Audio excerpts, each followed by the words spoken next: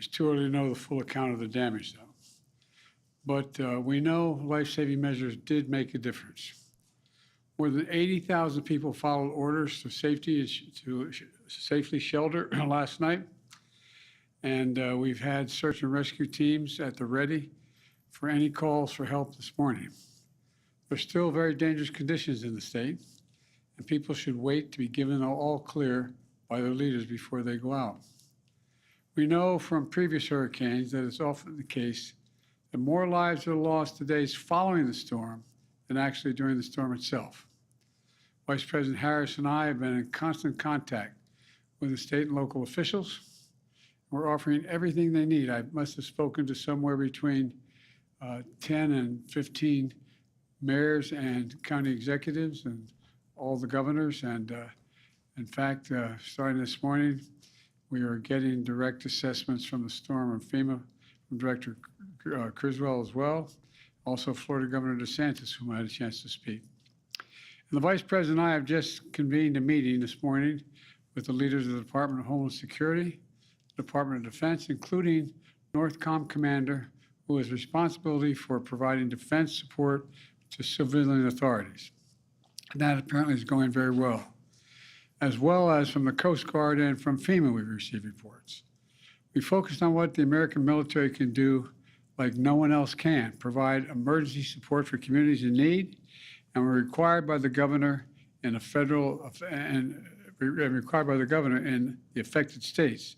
I've spoken to all the governors, not today all of them, but I've spoken to all of them thus far, and how we can be ready to go in an instant when the call comes. At my direction, the Defense Secretary Austin has provided a range of capabilities both to Florida for Hurricane Milton, as well as the states impacted by Hurricane Helene. And the more capabilities are available, we assess the pressing needs, we can get whatever they need. To the servicemen and women who are on the ground responding to these disasters, thank you. Thank you for your professionalism, your dedication to every mission you're given. You're repeating it again. This is a whole of government effort. It also includes the Department of Energy, Department of Transportation, Department of Health and Human Services, and the Department of Housing and Urban Development, which is providing mortgage relief for impacted homeowners. As directed, FEMA is going to open disaster recovery centers all across the impacted communities right away. So there's one stop the residents can go to learn about the support they might need, and they'll be advertised where those places are. 3 million people are without power, but more than 40 million power line workers have come from around the country, from Canada to Florida, to restore power across the state.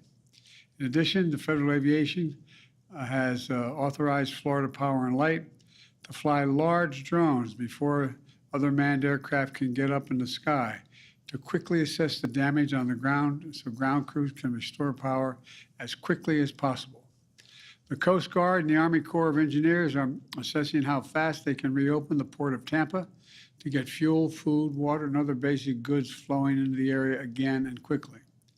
Additionally, Vice President Harris and I said yesterday, and we'll say it again, to anyone who seeks to take advantage of our fellow Americans' desperation, whether you're a company engaging in price gouging or a citizen trying to scam your neighbors, we will go after you and we will hold you accountable. Now, not only that, our fellow Americans are putting their lives on the line to do this dangerous work and receive death penalties. Some received death penalties yesterday as a result of reckless, irresponsible, relentless disinformation and outright lies that continue to flow. Those who engage in such lies are undermining confidence in the rescue and recovery work that's opening and ongoing. As I speak, they're continuing. These lies are also harmful to those who most need help. Lives are on the line. People are in desperate situations. Have the decency to tell them the truth. So let me say this. To all the people impacted by Hurricane Helene and Hurricane Milton, despite the misinformation and lies, the truth is we're providing the resources needed to rescue, recover, and rebuild. Let me close with this. I know recovery and rebuilding projects can take a long and difficult time, but as long after the press and the cameras move on, I promise you, you have to pick up the pieces still. I want you to know we'll do everything in our power to help you put pieces back together and get all that you need. But God bless you, and may God bless our troops and our first responders who are some cases risking their lives to help. Thank you very much. I'll be reporting it again tomorrow. Thank you. Mr. President, on FEMA funding, how much time does Congress have to act before FEMA or the SBA run out of money? That's in discussion now, but I don't want to mislead you. I think in terms of the SBA, it's pretty right at the edge right now. And I think the Congress should be coming back and moving on the emergency needs immediately. And they're going to have to come back after the election as well, because this is going to be a long haul for total rebuilding. It's going to take several $1 billion. It's not going to be a matter of just a little bit. But we're providing now to make sure people have the emergency relief they need, the dollars just to be able to get a prescription filled, to get a baby formula done. All the things, that $750 that they're talking about, Mr. Trump and all those other people know it's a lie to suggest that's all they're going to get. That's bizarre. It's bizarre. They got to stop this. They're being so damn un-American with the way they're talking about this stuff. But there's going to be a need for significant amounts of money.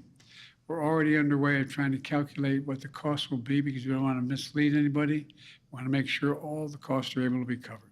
Have you spoken to Speaker Johnson about coming back before the election to vote? No, I haven't. Mr. President, so are you calling on Congress to come back early? I think Congress should move as rapidly as they can, particularly on the most immediate need, which is small business. But The Vice President said yesterday that FEMA has what it needs. There's enough resources. The Congress does not need to come back right away. FEMA has its needs. That's different than SBA. Okay, so it's SBA. They need to come back and do SBA. Yeah, but they're going to need a lot more. Mr. President, what did Prime Minister Netanyahu tell you about his plans relating to retaliation? He's coming over to help with the storm. Mr. President, have you spoken with former President Trump at all? Are you kidding me? Mr. President Trump, former President Trump, get a life, man. Help these people. Will you hold him accountable? You said you were going to hold those accountable. Public will hold them accountable. You better than the press hold them accountable because you know the truth. Do you plan to speak with former President Trump? No.